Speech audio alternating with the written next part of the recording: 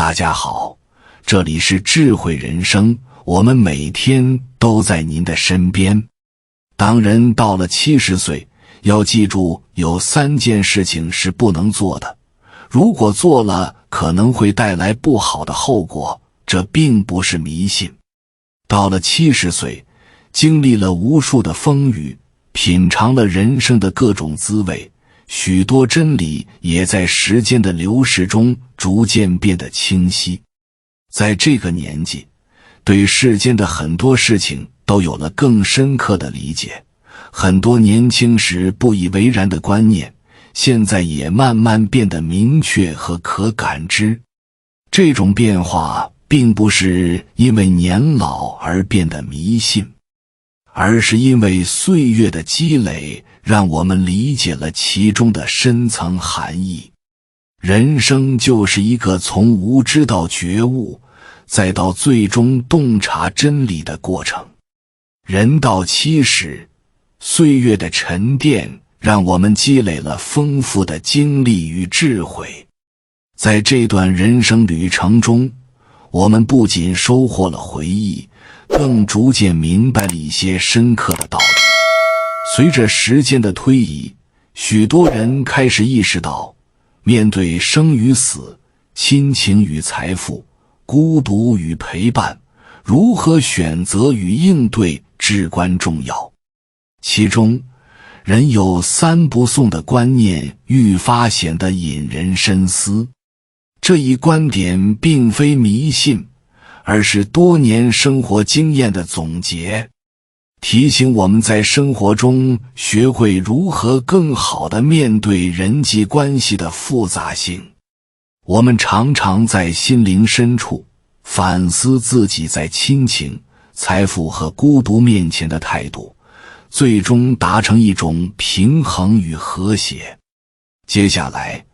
我们将深入探讨这3不送的具体内容，以及它们在生活中的重要性与启示。在我们的人生中，夫妻的陪伴是最为珍贵的。在70岁之后，面对生离死别的现实，许多老伴之间的深情厚谊往往会变得愈加明显。然而，当其中一方走向人生的终点，另一方所面临的痛苦与孤独是难以想象的。因此，古人提到的夫妻不送葬，并不是对生死的逃避，而是对生死的一种理解和尊重。在这个年纪，我们已见证了身边朋友和熟人的相继离世，这些经历让我们更加意识到，生老病死是自然法则，每个人都必须面对。当老伴离去，活着的人不仅要忍受失去的痛苦，更要找到继续生活的勇气。在这一过程中，深深的悲痛可能会让我们陷入无尽的回忆之中，但我们要明白，送葬并不是对逝者的最好告别。生者仍需继续生活，悲伤如果无休止，反而会影响余下的日子。在这种情况下，合理的处理方式是节哀顺变，积极面对失去。作为活着的一方，应该在心中默默祝福离去的伴侣，并将这份情感化为对生活的热爱与追求。我们可以通过日常的点滴，继续纪念与老伴的美好时光，但不应被悲伤所禁锢，忘记了自己活着的意义。人生的旅途还在继续，只有心怀感恩与希望，才能迎接未来的每一天。这一理念不仅有助于我们更好地适应生活的变迁，也让我们在失去中找到一种新的力量与方向。在家庭关系中，兄弟姐妹的情感往往是复杂而微妙的。随着时间的推移，特别是进入老年阶段，兄妹之间的联系可能逐渐淡化，亲情有时会被现实的利益冲突所取代。古人提到兄妹不送钱，不仅是对金钱往来的警惕，更是对情感与责任边界的深思。当父母离世后，兄妹间的关系有时会受到遗产分配的影响。年轻时，或许我们彼此相互扶持，分享生活中的点滴，但到了年老之时，现实的压力和生活的琐事往往使我们不得不重新审视这些关系。许多人在困境中向兄妹求助时，却发现往日的亲情无法完全弥补生活中的窘迫，反而可能引发新的摩擦。例如，有些人因为对财产的不同期待而导致争吵，兄妹之间的亲情逐渐变得脆弱。在这个过程中，金钱的流动不仅是物质上的往来，更是感情的考验。在现实生活中，很多人发现，当初的亲密关系在金钱面前显得脆弱无比。兄妹之间的相处必须要有分寸，彼此的支持与帮助不应以金钱为基础，而应当建立在理解和尊重之上。老年人往往需要更多的关注与照顾，但如果把这种责任寄托在兄妹身上，而不设定合理的界限，容易造成一方的负担过重，另一方却因缺乏责任感而漠不关心。建立良好的沟通机制，明确彼此的期望与底线，才是维护家庭和谐的重要途径。这样一来，兄妹之间的情感才能在岁月的洗礼中更加稳固而不失温暖，真正体会到亲情的深厚与珍贵。在家庭关系中，父母对子女的期待往往是无尽的，而这种期待在老年时期更为明显。随着父母年事渐高，子女的生活和成就变得愈发重要。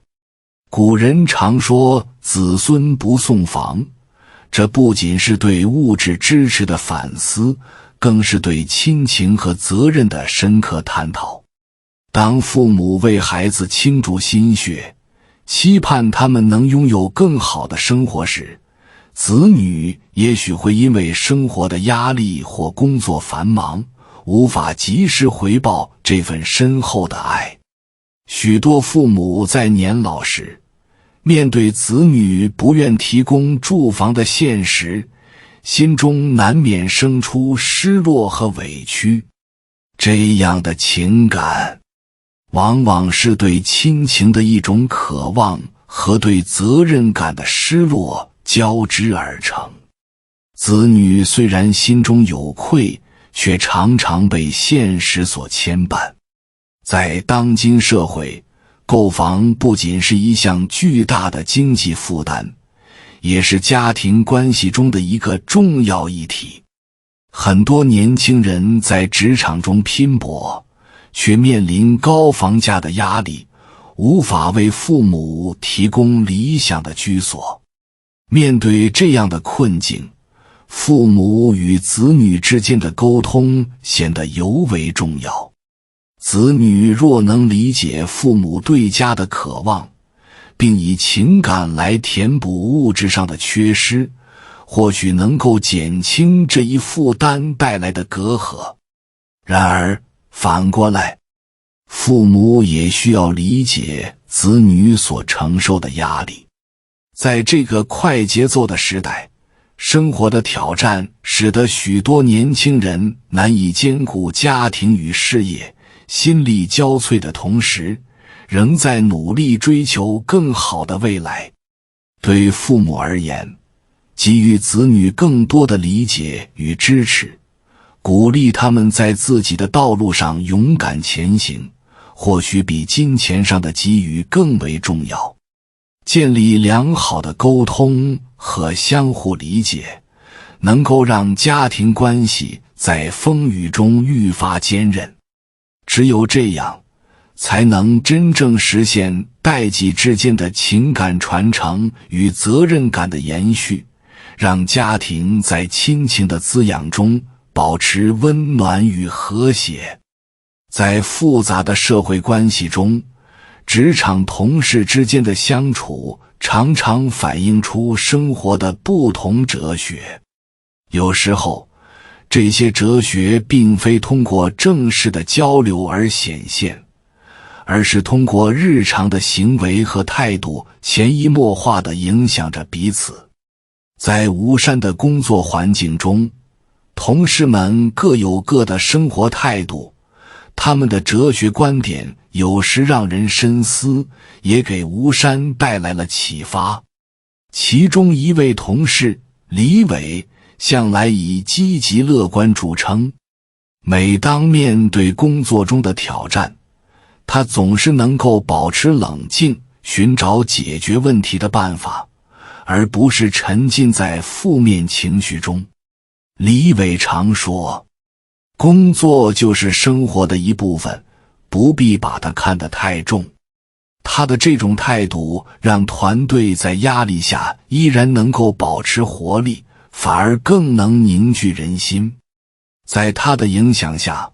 吴山开始学会用更宽松的心态来看待工作中的困难，不再让琐碎的小事影响自己的情绪。另一方面，另一位同事张婷则持有一种更为内敛的生活哲学。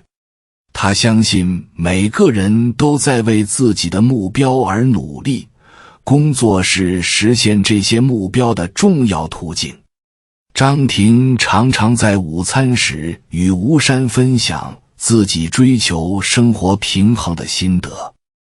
他强调在工作和生活之间找到一个平衡点，让自己既能尽职尽责，又不失去对生活的热爱。他的话语使吴山意识到，工作固然重要，但生活的乐趣和充实感同样不可或缺。随着时间的推移，吴山渐渐吸收了这两种不同的生活哲学，努力在工作与生活之间找到属于自己的平衡点。他开始在周末安排一些有趣的活动，与朋友们聚会，参加兴趣班，甚至尝试新的爱好。这样的改变不仅让他在职场中更加自信，也让他的人生观变得更加丰富。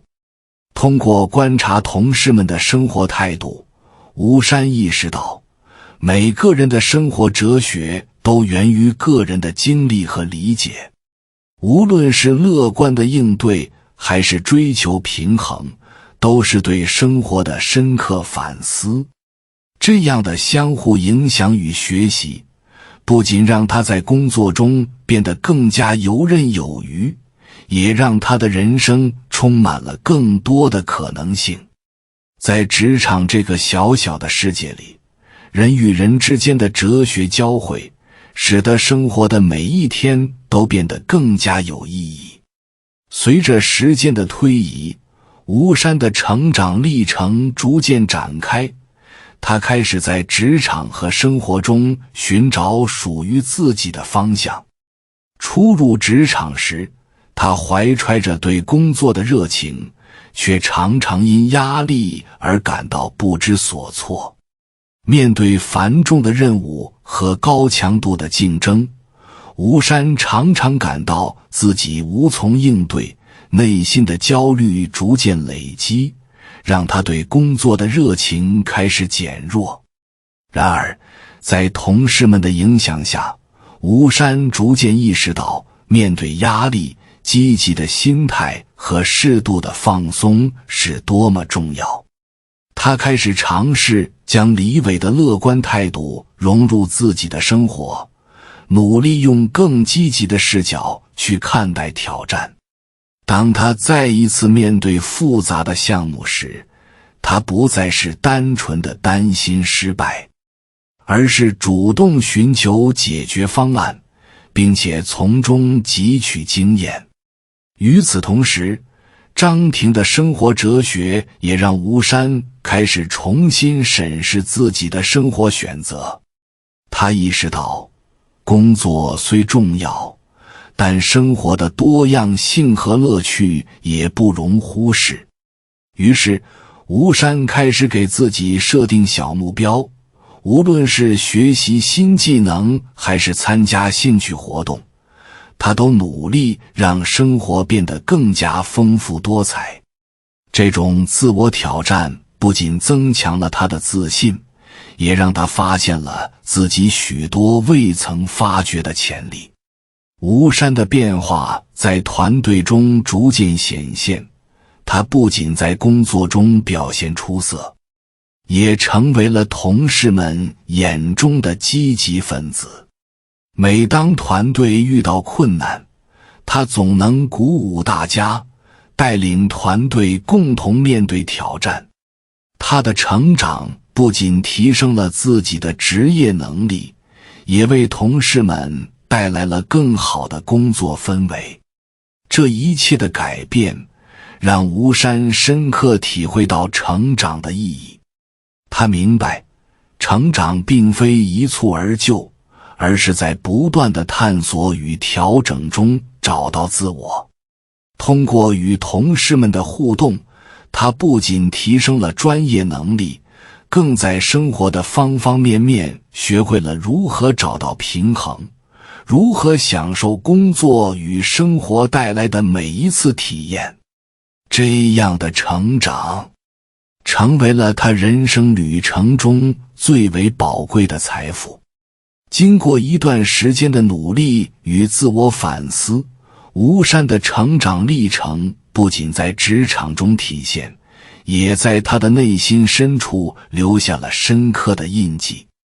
他逐渐理解，生活中的每一次挑战都是一种机遇，都是促使他不断前进的动力。他不再仅仅关注工作的成就，而是开始重视身边的人际关系与生活的点滴美好。